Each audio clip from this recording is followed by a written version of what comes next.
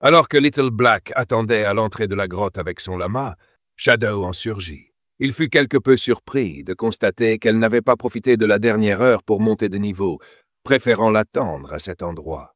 En apercevant le retour de Shadow, Little Black se réjouit. Elle était restée en vigie à la sortie, au cas où quelqu'un tenterait de lui tendre une embuscade. En récompense, Shadow lui offrit un grimoire de compétences qu'il avait découvert dans les ruines. Little Black resta stupéfaite. Il s'agissait du sort de bouclier magique de platine, niveau 13. Elle remercia son chef, consciente que cela améliorerait considérablement sa capacité de survie. Juché sur son petit lama, Little Black lui fit ses adieux et s'éloigna. Le corps de Shadow commença à disparaître, car il décida à son tour de se déconnecter pour remplir son estomac. Pendant ce temps, dans les ruines de la ville de Zongai, s'élevait le sanctuaire de grade argent de la guilde des chevaliers du temple. Un sourire se dessina sur le visage du maître de guilde, qui annonça que ce jour était grandiose, car la guilde des chevaliers du temple avait enfin son propre foyer. L'excitation gagna l'assemblée lorsque le chef mentionna que, bien que ce lieu ne soit pas vaste, il constituait un merveilleux point de départ. Désormais, il n'aurait plus à craindre d'être massacré par un boss apparaissant soudainement et disposerait d'un havre de paix pour se reposer après avoir épuisé leur mana. Pour tout cela, une personne méritait leur gratitude, Xiaoyu. C'est elle qui avait découvert les lieux la première, et le chef demanda à tous de l'accueillir sur scène sous une ovation des plus chaleureuses. Les éloges fusèrent, emplissant Xiaoyu de bonheur. Debout sur l'estrade, elle remercia d'abord son maître, qui l'avait patiemment instruite, puis ses amis pour leur soutien dans les moments difficiles. Elle remercia également ceux qui la détestaient, car leur raillerie et leur mépris l'avaient motivée à devenir plus forte. En entendant cela, les femmes présentes ne purent s'empêcher d'être fières d'elle. Les larmes aux yeux, elle remercia finalement son père et sa mère. Elle aurait tant voulu qu'ils soient encore en vie pour voir la personne accomplie qu'elle était devenue. Elle aurait certainement fait leur fierté. Le chef coupa court au discours de Xiaoyu et lui demanda de raconter à tous les épreuves qu'elle avait surmontées pour découvrir cette planque. Xiaoyu, honnête, révéla que quelque temps auparavant, elle avait fait un rêve. Un guerrier extrêmement puissant l'y guidait, et ensemble, ils avaient conquis le repère. Bien que le rêve fût flou, il lui avait paru incroyablement réel. Elle s'était donc rendue sur les lieux sans grande conviction, sans jamais imaginer qu'elle le trouverait véritablement. Les autres se moquèrent d'elle. L'idée d'un rêve leur semblait hilarante, et ils refusaient de la croire sérieuse. Retenant son rire, le chef remercia Xiaoyu pour son brillant discours et lui demanda si elle avait fait d'autres rêves la nuit précédente. Elle effleura sa joue et mentionna qu'en effet, elle avait rêvé. Elle y avait vu un repère immense et magnifique, rempli de gens, et elle était persuadée qu'il s'agissait d'un repère de grade platine. Les membres de la guilde éclatèrent une nouvelle fois de rire, commentant qu'elle rêvait vraiment et plaisantant sur leur prochain déménagement vers un lieu plus spacieux. Le chef devint sérieux et déclara que c'était un rêve excellent, lui remettant la récompense qu'elle avait méritée, une année d'espérance de vie transférable. Avec un sourire, il passa un bras autour de ses épaules et exprima son espoir que tous s'inspirent de Xiaoyu et de son dévouement au bien collectif. Il affirma que si tous œuvraient ensemble d'un même cœur, la guilde pourrait incontestablement tenir bon en ces temps chaotiques et s'améliorer de jour en jour. Le chef congédia l'assemblée, enjoignant à ceux qui devaient monter de niveau ou explorer de 6 mètres. Il confia à Xiaoyu la mission de poursuivre sa quête de repères, l'encourageant à continuer son excellent travail. Il comptait sur elle. Les yeux de Xiaoyu se mirent à scintiller de joie, et elle acquiesça avec un sourire. Plusieurs heures plus tard, son bâton magique en main, Xiaoyu arpentait les ruines de Zongai. Son regard trahissait l'inquiétude. Elle suivait la sensation de son rêve, mais ne parvenait pas à trouver l'endroit censé se trouver dans la zone. Pendant ce temps, des membres de la guilde la suivaient en secret. Ils avaient remarqué qu'elle s'était rendue directement dans cette zone après la réunion et se demandaient si elle était réellement à la recherche du repère de grade platine de son rêve. La voyant pénétrer dans un bâtiment, ils décidèrent de la suivre. Xiaoyu s'engagea dans un tunnel. Le lieu lui fit peur. Il ressemblait à son rêve, mais en même temps, il était très différent. De plus, elle avait le sentiment d'être suivie. Fermant les yeux, elle poussa un soupir et puisa en elle une détermination nouvelle, se rappelant qu'elle était une prêtresse de la vie, une classe cachée, et que rien ne pouvait lui faire de mal. Mais lorsqu'elle rouvrit les yeux, un monstre aux yeux jaillissants de la bouche se tenait devant elle. La pauvre Xiaoyu ne put que pousser un cri de terreur. Au lieu de l'attaquer, le monstre la projeta au sol et se rua vers l'endroit où se cachaient les femmes de la guilde qui la suivaient. Affolées, elles se demandèrent ce qu'était cette créature. Dégoûtées, elles crièrent qu'il fallait l'attraper et la tuer sur le champ. Avant même qu'elle ne puisse concevoir un plan, le monstre enlaça l'une d'elles de ses tentacules et enfonça ceux émergeant de sa bouche dans la sienne. En un clin d'œil, la femme commença à faiblir, le monstre ayant drainé toute son espérance de vie. Réalisant que cette créature pouvait les absorber jusqu'à la mort, ses compagnes hurlèrent et sans une seconde d'hésitation, prirent la fuite, terrifiées. Le monstre n'allait pas les laisser s'échapper si facilement. La pauvre Xiaoyu se réveilla au cri et le visage empreint d'effroi se retourna pour voir le monstre drainer l'espérance de vie des femmes. Xiaoyu fut rapide et sans un bruit, commença à fuir. Elle tomba sur un escalier en colimaçon et le descendit sans se retourner. Elle trébucha et chuta lourdement au sol. Les larmes aux yeux à cause de la douleur intense, elle observa les lieux avec attention, se demandant où elle était. Devant elle se trouvait une porte. Ses yeux s'écarquillèrent de surprise, la laissant stupéfaite. C'était l'entrée de son rêve. Elle l'avait enfin trouvé. C'était le repaire de Platine, et elle devait prévenir le maître immédiatement. Elle informa le maître de guilde qu'elle avait découvert le repaire de Platine. Le chef fut quelque peu surpris. Il lui ordonna de ne pas bouger, car il amenait déjà des renforts, et lui demanda de rejoindre son groupe pour qu'il puisse voir sa position.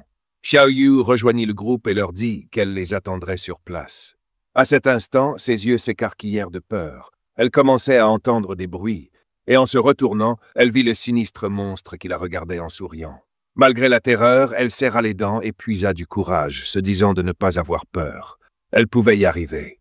Elle pouvait définitivement le vaincre. Tandis que le monstre sinistre l'observait, Xiaoyu se releva et saisit son bâton magique, se convainquant qu'elle pouvait le battre, car elle n'était plus la même personne. Une aura puissante émana de son corps, et avec un sourire confiant, elle se rappela qu'elle était la noble classe cachée, la prêtresse de la vie. Élevant son bâton magique, Xiaoyu activa son sort le plus puissant, les lianes vénéneuses.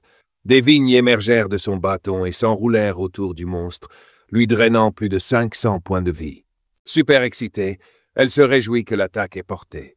Maintenant, son poison le consumerait pendant qu'elle préparait son prochain mouvement. Elle pointa son bâton magique vers le monstre et utilisa la brume empoisonnée corruptrice, provoquant une brume toxique qui commença à endommager le boss, drainant continuellement sa vie. Il s'agissait d'une toxine corruptrice, bien plus vicieuse qu'un poison ordinaire. La brume commença à se répandre dans tout l'endroit. En prenant conscience de cela, elle paniqua, et son regard se remplit de peur. Elle réalisa que l'espace était clos et que la brume empoisonnée avait tout envahi. La situation était très mauvaise. Elle commença à agiter les mains pour chasser la fumée, ne pouvant plus retenir sa respiration. Xiaoyu ne pouvait plus retenir son souffle, mais à cet instant, elle se souvint qu'en tant que prêtresse de la vie, elle disposait d'un sort d'antidote. Élevant son bâton magique, elle utilisa l'antidote, faisant disparaître lentement la brume empoisonnée. Cela cessa également de l'affecter, elle et le monstre. Son attention se fixa sur elle, et un sourire s'étala sur son visage.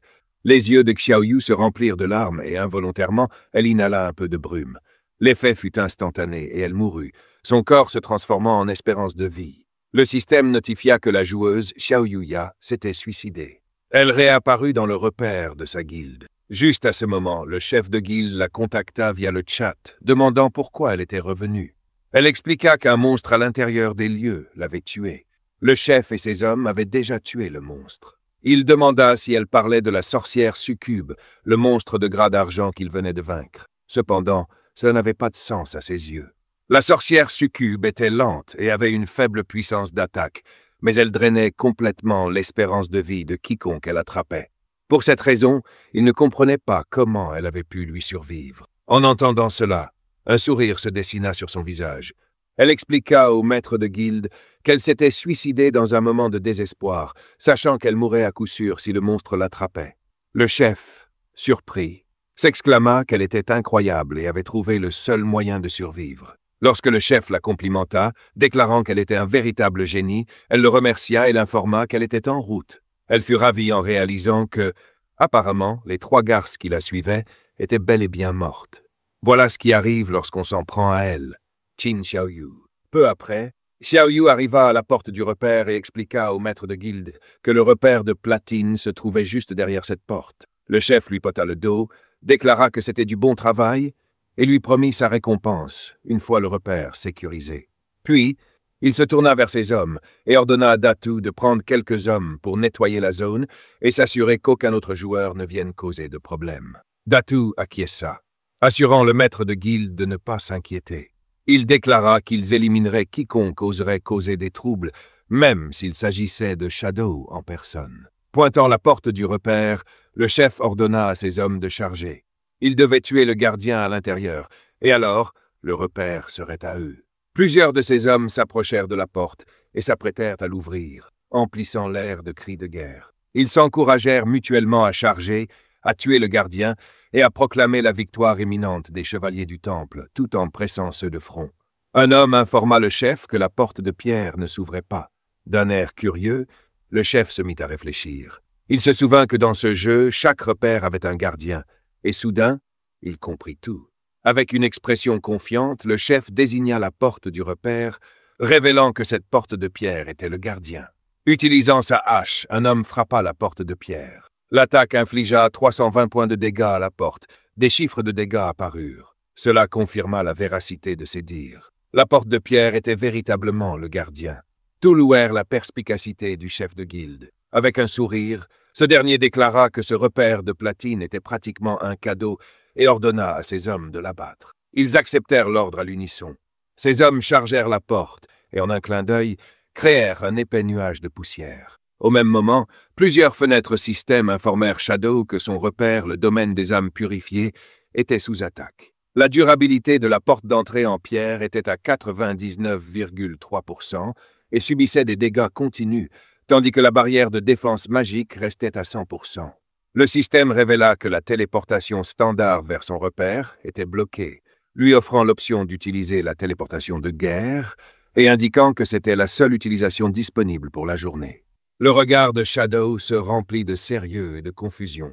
Quelqu'un avait trouvé l'entrée du domaine des âmes purifiées et attaquait le repère. Juché sur son loup, Shadow se dirigea vers son repère. Il estima qu'avec la puissance d'attaque des envahisseurs, il leur faudrait probablement une année pour briser la porte. Pour cette raison, il se contenterait de s'y rendre sur son loup pour jeter un coup d'œil. Quelque temps plus tard, Shadow arriva aux abords du domaine des âmes purifiées. Ses yeux s'illuminèrent alors que quelque chose attira son attention. Deux hommes poursuivaient une femme, lui ordonnant de s'arrêter et menaçant de la massacrer si elle continuait à fuir. Un homme armé d'une masse hérissée de pointes surgit devant elle et lui demanda où elle pensait aller. Avant même qu'elle n'ait le temps de reprendre son souffle, il l'abattit d'un coup brutal, projetant son corps au loin. Un sourire aux lèvres, l'homme aux cheveux violets tendit la main et utilisa sa compétence, chaîne sacrée. 4 épées d'énergie tombèrent du ciel, transperçant les mains et les genoux de la jeune femme, lui arrachant un cri de douleur. L'un des hommes lui rappela qu'il l'avait déjà prévenu. Cette zone appartenait à leur guilde, les chevaliers du Temple. Il lui demanda si elle croyait vraiment pouvoir forcer le passage. Elle soutint son regard, sérieuse, et expliqua qu'elle ne faisait que traverser, qu'elle ne cherchait pas à envahir leur territoire. Mais il était évident qu'il ne cherchait qu'un prétexte pour la dépouiller. Notre héros reconnut aussitôt la femme, Yang Xiaoya, une collègue de son entreprise. Il se souvint qu'elle était plutôt gentille et qu'elle lui avait même donné un conseil par le passé. En entendant cela, il comprit que la guilde qui attaquait la terre des âmes purifiées n'était autre que celle des chevaliers du Temple. L'homme aux cheveux violets affirma que si eux disaient qu'elle forçait le passage, alors elle le faisait. Avec un sourire, il rappela aux autres que selon les règles habituelles, il passait en premier. Son compagnon éclata de rire en disant qu'il passerait avant lui. Soudain, quelqu'un surgit comme le tonnerre et trancha les têtes des 3 hommes d'un seul mouvement. Ce n'était nul autre que Shadow. Notre héros la fixait intensément, ses yeux se mettant à briller d'une lueur inquiétante. Yang Xiaoya, stupéfaite, se demanda un instant si c'était bien Shadow. Mais non, ce n'était pas possible. Ses yeux, c'étaient ceux de Qing Feng. Avec un claquement de doigts, notre héros activa l'une de ses compétences. Cette capacité, la malédiction éclose, fit jaillir de magnifiques lys araignées écarlates des cadavres des hommes qu'il venait de vaincre, drainant ce qui leur restait de durée de vie. Il se tenait là, au milieu de cette énergie rougeoyante, le visage calme et sérieux. Non loin, Yang Xiaoya observait la scène, le souffle coupé. abasourdie. En voyant ses yeux, un étrange sentiment de familiarité l'envahit, et elle se demanda tout haut s'il pouvait être Ching Feng. Les orbes de vie des hommes tombés furent aspirés dans un vortex d'énergie bleutée avant de disparaître. Yang Xiaoya constata que tout avait disparu. Perplexe, elle réfléchit à ce qu'elle venait de voir. Les yeux de Shadow ressemblaient tant à ceux de Ching Feng. Mais elle écarta rapidement cette idée, la jugeant absurde. Après tout, si Ching Feng était vraiment le joueur surpuissant qu'était Shadow, il n'aurait jamais laissé sa sœur Xiao Yu rejoindre une guilde comme les Chevaliers du Temple, où les membres étaient traités comme des esclaves. L'histoire se déplaça ensuite vers la planque de Shadow, en dehors de la terre des âmes purifiées. Un groupe de joueurs, mené par le chef de guilde des Chevaliers du Temple, aperçut l'arrivée de Shadow et se mit à l'acclamer comme un fan club en délire, criant le nom de leur grand frère Shadow. Le chef expliqua que ces hommes avaient tenté de voler quelqu'un et le remercièrent d'être intervenus pour leur donner une leçon. Il ajouta que depuis que Shadow les avait sauvés de l'assassin sans tête, toute sa guilde était devenue fanatique de lui. Il continua à le flatter, prétendant que sa guilde suivait désormais ses valeurs et aspirait à devenir une guilde ensoleillée. Mais Shadow coupa court aux compliments et alla droit au but. Était-il vrai qu'ils attaquaient une planque?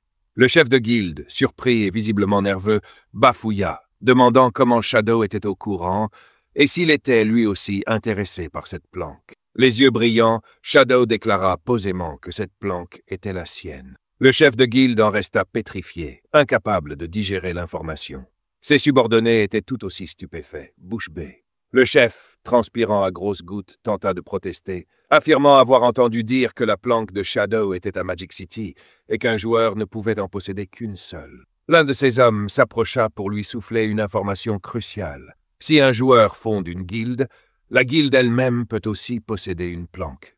Shadow confirma d'un ton glacial qu'il avait bien des planques, une à Magic City et une autre à Jiangai City. L'horrible vérité s'abattit sur le groupe. Il venait de tenter d'envahir le territoire personnel du joueur le plus puissant du monde. Une vague de terreur les submergea, comme si le ciel lui-même s'effondrait sur eux. Xiao Yu, quant à elle, n'arrivait pas à y croire. Les larmes aux yeux, elle ne comprenait pas comment cette planque pouvait appartenir à Shadow alors qu'il n'était jamais apparu dans le rêve qui l'avait guidé jusqu'ici. Le chef de guilde des Chevaliers du Temple, désormais face au véritable propriétaire, se mit aussitôt à ramper pour implorer son pardon. Il s'inclina profondément devant Shadow, répétant qu'ils ignoraient que cet endroit lui appartenait, et le supplia de leur dire comment réparer leur faute. Shadow, les yeux fixés sur un panneau holographique affichant l'état de sa planque, leur répondit froidement qu'ils avaient attaqué sa porte depuis un moment et que les réparations coûteraient cher. Puis il annonça son prix, 500 ans de durée de vie. Le chef de guilde hurla d'horreur devant cette somme astronomique avant de s'évanouir sous le choc, sous les cris paniqués de ses hommes. L'un d'eux, tenant son chef inconscient, supplia Shadow de réduire le prix. Impassible, Shadow lui demanda s'il savait combien coûtait la réparation d'une telle porte. L'homme avoua que non. Alors Shadow le fit taire d'un seul regard. Un instant plus tard, le chef de guilde reprit connaissance, hébété. Il marmonna à quel point le prix était insensé et se demanda ce qu'il avait bien pu faire pour mériter un tel châtiment. Puis, sa désolation se transforma en rage. Il bondit sur Xiao Yu, la saisissant par le col de sa robe et l'accusant furieusement d'être responsable de toute cette situation. Il cria qu'elle cherchait à le détruire, lui et toute leur guilde. Honteuse, Xiao Yu reconnut calmement que tout était de sa faute et qu'elle avait entraîné tout le monde dans ce désastre. Se tournant vers Shadow, elle prit sur elle toute la responsabilité. Elle lui demanda de la punir à la place des autres et promit d'obéir à tout ce qu'il ordonnerait. Elle jura de lui consacrer sa vie entière, de devenir sa servante et de lui offrir tout le mana de vie qu'elle pourrait accumuler jusqu'à ce que la dette soit payée. Elle continua d'une voix ferme, lui disant qu'il pouvait la frapper, l'insulter ou l'humilier du moment qu'il épargnait sa guilde. Les membres des Chevaliers du Temple, émus par son sacrifice, la regardaient en silence. Mais Shadow l'ignora complètement et ses yeux brillants se fixèrent sur le chef de guilde. Un seul nom franchit ses lèvres, Chen Wuming. Le chef, dont c'était le véritable nom, blêmit de terreur. Il balbutia, incapable de comprendre comment Shadow connaissait son identité réelle. Shadow lui posa alors une question glaciale. Pensait-il vraiment que Xiao Yu valait 500 ans de durée de vie? À ces mots, un rictus fou se dessina sur le visage de Chen Wuming. Dans un accès de rage, il se jeta sur Xiao Yu et lui asséna un coup de poing, hurlant qu'elle devait mourir. Son poing la projeta au sol, tandis qu'il l'accusait d'avoir causé leur invasion de la planque de Shadow et d'avoir ensuite l'audace de jouer les héroïnes. Il révéla sa jalousie, criant qu'elle ne cherchait qu'à se rapprocher de Shadow pour devenir sa servante, ce qu'elle ne méritait pas. Xiao Yu gisait inconsciente. Chen Wuming tomba alors à genoux et recommença à supplier. Il se lamenta que son plan pour approcher Shadow avait échoué et implora sa clémence. Expliquant que sa guilde était petite et ne pouvait pas se permettre de payer 500 ans de durée de vie, il promit de tout faire pour racheter sa faute. Shadow finit par proposer un nouveau marché, 100 ans de durée de vie immédiatement, et les 400 restants pourraient être remboursés en lui livrant chaque membre de leur guilde ayant un statut de tueur. Chaque personne livrée réduirait la dette d'1 an. Ravi, Chen Wuming accepta avec enthousiasme, affirmant que ce serait facile puisque sa guilde comptait plus de 2000 membres et que cela lui permettrait en plus d'effacer son propre statut de tueur. Il transféra immédiatement le paiement et une notification du système confirma que Shadow avait bien reçu les 100 ans de durée de vie. Demandant à Shadow de patienter, Chen Wuming rassembla aussitôt tous les membres de sa guilde ayant le statut de tueur. Pendant qu'ils se réunissaient, Shadow décida d'utiliser une partie de sa durée de vie nouvellement acquise. Un panneau système s'ouvrit, lui demandant s'il voulait dépenser 7 jours de vie pour réparer sa planque endommagée. Il accepta calmement et une autre notification confirma que la transaction était terminée et que la planque était complètement restaurée.